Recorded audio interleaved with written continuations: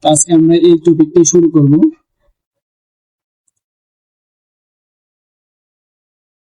দেখো 3.3 যে আমাদের প্রথম অনুশীলনের যে অঙ্কগুলো আমরা এগুলো আগে সমাধান করে দিই, তাহলে তোমাদের এখান থেকে যে গুরুত্বপূর্ণ টাইপ ভিত্তিক যে ম্যাথ গুলা বিভিন্ন বোর্ডে আসছে বা বোর্ডে আসে থাকে, এগুলো তোমরা জানতে পারবা যে কোনগুলা বেশি আছে কোনগুলা কম আছে। আচ্ছা, যাই হোক, এখন আমরা এখানে প্রায় 30টার মতো ম্যাথ আছে। আমরা এগুলাকে 3টা ভাগে ভাগ করে ভিডিওটা আপলোড করার চেষ্টা করব। আপাতত আমরা যে প্রথম ম্যাথটা আছে, আমরা প্রথম ম্যাথটা একটু দেখি। দেখো এখানে আছে, এখানে 2টা পদ আছে। এই যে এই একটা পদ আর এই একটা পদ। এই যে 2টা পদ, দেখো এই আমরা সবসময় খেয়াল রাখতে হবে উৎপাদকের বিশ্লেষণের সময় আমার সবসময় 3টা জিনিস খেয়াল রাখতে হবে। দেখো আমি 3টা জিনিস এদিকে লিখতেছি। আমার প্রথমে ভাবতে হবে কিনা, সবার আগে দেখবো যে আমার যে বীজগণিতিক রাশিটা আছে এটার মধ্যে কি কমন যায় কিনা, কমন যায় কিনা। এরপরে 2 নম্বরে আমি চিন্তা করব যে সূত্র হয় কিনা। সূত্র বলতে কি, এই যে তোমরা 3.1 3.2 এগুলোতে যে বর্গ এবং ঘন সূত্র শিখছো, ওই সূত্রগুলো এখানে হয় কিনা, জাস্ট ওইটাই একটু দেখবো। এরপরে দেখো, এরপরে আমরা 3 নম্বরে কি যাচাই করবো। 3 নম্বরে দেখবো হচ্ছে মিডল টার্ম হয় কিনা। তোমরা এর আগের ক্লাসগুলোতে ক্লাস 8 7 অবশ্যই মিডল টার্ম সম্পর্কে ধারণা থেকেই থাকবে, মিডল টার্ম হয় কিনা। এই মিডল টার্ম বলতে আসলে বোঝাইটা কি? মিডল টার্ম হচ্ছে তোমার মধ্যপদ বিভাজন। এই মিডল টার্ম মানে হচ্ছে মধ্যপদ বিভাজন। মনে করো তোমার কাছে একটা নাম্বার আছে 8, এটা তুমি কিভাবে ভাঙতে পারবা? মনে করো 4 প্লাস 4ও ভাঙতে পারবা, আবার 6 প্লাস 2ও ভাঙতে পারবা। মানে এটাই অনেকটা বিভাজনের মতো আর কি। মধ্যে আমাদের মাঝখানে যে বীজগণিত রাশির মাঝখানে যে পদটা থাকবে, ওই পদটারে বিভাজন করার পদ্ধতি হচ্ছে মিডল টার্ম। এটা আরো আমরা বিস্তারিত জানবো। যাই হোক, এখন দেখো আমার যে ম্যাথটা ছিল, এই ম্যাথে এই যে দেখো এই 2টা পদ আমরা সবার আগে কি দেখবো, কমন যায় কিনা। তো দেখো এই 2টা পদের মধ্যে কি কমন যায়, এই 2টা পদের মধ্যে এটা কমন যায় আর এটা কমন যায়। তাহলে আমরা যদি কমন নেই তাহলে আমরা কি পাবো, মানে এক্স আর ওয়াই কমন নিলাম। এই দুটো তো আমি এখান থেকে তো আমি এইটা কমন নিয়ে গেছি, তার কি বাকি রইলো এ বি। আর এখান থেকে তো এটা নিয়ে গেছি, তার কি বাকি রইলো বি সি। তো কমন নেওয়ার পরে আমি এটা পাইলাম। তো এখন দেখো এই যে এক্স ওয়াই থাকুক, এখানে কোনো কাজ নেই আমাদের। এই নতুন যে একটা পদ রাশি হইলো, এইটার থেকে কি কমন যায়? দেখো এখানেও বি আছে, এখানেও বি আছে, তো এই দুটোর থেকে বি কমন আসবে। তো আমি এখান থেকে তো বি নিয়ে গেলাম, তাহলে আর আছে কি এ মাইনাস, এখান থেকে বি নিয়ে গেলাম, আছে কি সি। তাহলে দেখো এবার তুমি এটা একটু সাজিয়ে লেখা দাও, মানে বিটা সামনে নিয়ে আসো, এক্স মাইনাস ওয়াই আর এ মাইনাস সি, এটাই আমাদের অ্যান্সার। তো উৎপাদকের বিশ্লেষণে তোমার মেইন যে জিনিসটা ধরা হয়, এটা হচ্ছে মানে একটা রাশি থাকবে, ওই রাশিটাকে তুমি ঠিক কতটুকু ক্ষুদ্র ক্ষুদ্র অংশে ভাগ করতে পারবা, এটাই হচ্ছে উৎপাদকের বিশ্লেষণ। তো তুমি সবসময় চেষ্টা করবা যে তোমার বড় যে রাশিটা দেওয়া আছে এটা কিভাবে ছোট করা যায়, কিভাবে সূত্র অ্যাপ্লাই করা যায়, কমন যায় কিনা, মিডল টার্ম হয় কিনা, এই জিনিসগুলো খেয়াল রাখলে তুমি এগুলা সমাধান করতে পারবা। এখন দেখো 2 নম্বর যে প্রশ্নটা, আমরা 2 নম্বর প্রশ্নটা নিয়ে আসি। 2 নম্বর প্রশ্নটা আমি একটু উঠাই নিই, তুমি একটু হোল্ড করো। 2 নম্বর প্রশ্নটা আছে আমার 9x² প্লাস 24x প্লাস 16। এটা ছিল আমার 2 নম্বর প্রশ্নটা, মানে 3.3 যে 2 নম্বর প্রশ্নটা এটা ছিল এটা।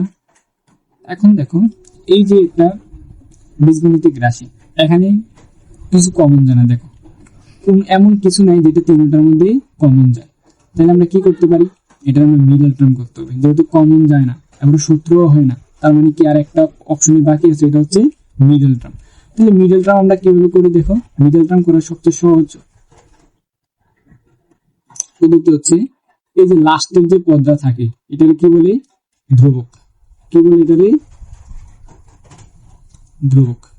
এই লাস্টের পদটা দিয়া প্রথমটার যে সহগটা আছে এটারে গুণ করতে হবে। অনেক সময় দেখবে এখানে শুধু এক্স স্কয়ার থাকে, অন্যান্য কোনো পদ থাকে না, মানে সংখ্যা থাকে না, তখন ওই সময় কত ধরে নিবা, 1 ধরে নিবা বা 1 ধরে নিবা। আর এখন তো যেহেতু সংখ্যা আছে, তার মানে এটার সাথে গুণ দিতে হবে। এটা কার সহগ? এক্স স্কয়ারের সহগ। তো এক্স স্কয়ারের সহগ দিয়ে যদি গুণ দেই, 16 এর 9 দিয়ে গুণ দিলে কত হবে? 16 এর 9 দিয়ে গুণ দিলে মেবি 144 হবে। তো আমি 144 যদি ভাঙি, হলুদ কালার কালিটাই ভালো। তো দেখো এটা একটা জোড় সংখ্যা, তো 2 দিয়ে ভাগ যায়, তো 2 দিয়ে ভাগ দিলে কত হয়? 144 কে 2 দিয়ে ভাগ দিলে হচ্ছে তোমার 72। 72 কে যদি আমি আবার 2 দিয়ে ভাঙি, তাহলে ও তোমার 36। 36 আবার 2 দিয়ে দিলে 18। 18 আবার 2 দিয়ে দিলে 9। এবার কিন্তু আর 2 দিয়ে যায় না, কারণ বিজোড় সংখ্যা, তো 3 দিয়ে দিলে 3 তিরিকে 9। এই যে দেখো যে উৎপাদক গুলা বের হইলো, এই উৎপাদক গুলা দিয়ে আমার কি এই যে কম্বিনেশন মিলাইতে হবে। কত কম্বিনেশন? এই যে আমার 24 মাঝখানে যে মধ্যপদ আছে এটার কম্বিনেশন মিলাইতে হবে। তো এখন দেখো আমরা কি করব, এই যে প্রথম পদরা আছে এটা লিখে দিব, আর একটু জায়গা রেখে একদম শেষ পদটা লিখে দিব। তো শেষ পদটা লিখে দিলাম আমরা। তাহলে দেখো এই যে আমরা কম্বিনেশন মিলে কত মিলাইতে হবে আমার? 24। দেখো কিভাবে মিলাতে হয়। 3 দুগুণে 6, আবার 6 দুগুণে 12। তো এই তিনটা মিলে 12 হইতেছে। আবার দেখো 2 দুগুণে 4, আর এই 3 3 4 12। তার মানে এখানেও 12, এখানেও 12। তো এই যে দেখো তুমি দুইটা পাইলা, 12 আর 12।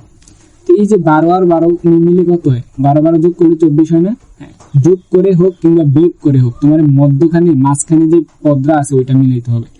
তো যেহেতু যোগ করে মিলাইতে হবে, আমরা যোগ আসলে কখন করি? যোগ কখন করি তোমার এই জিনিসটা মনে আছে? আমরা যোগ করি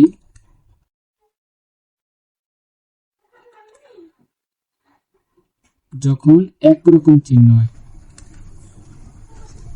যখন একরকম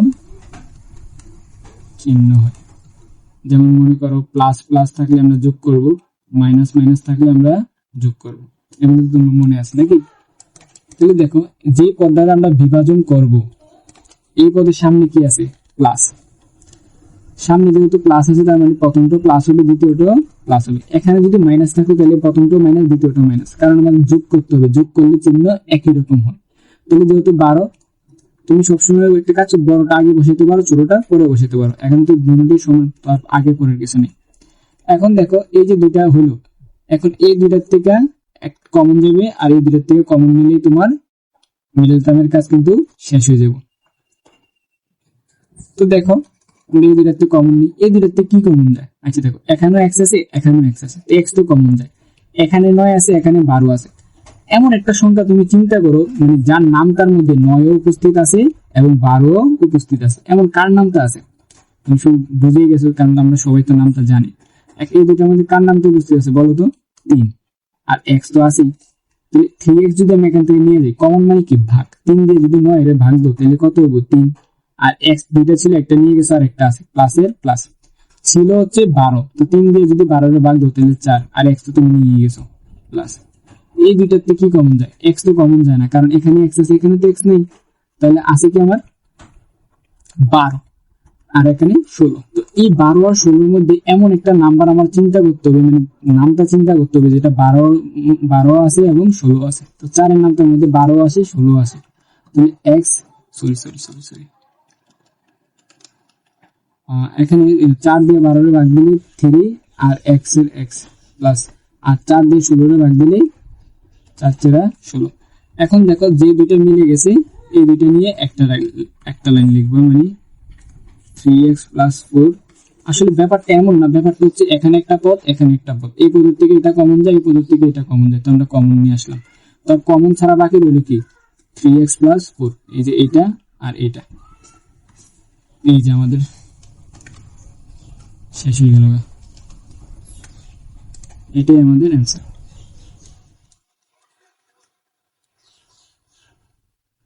আশা করি তোমরা বুঝতে পেরেছো।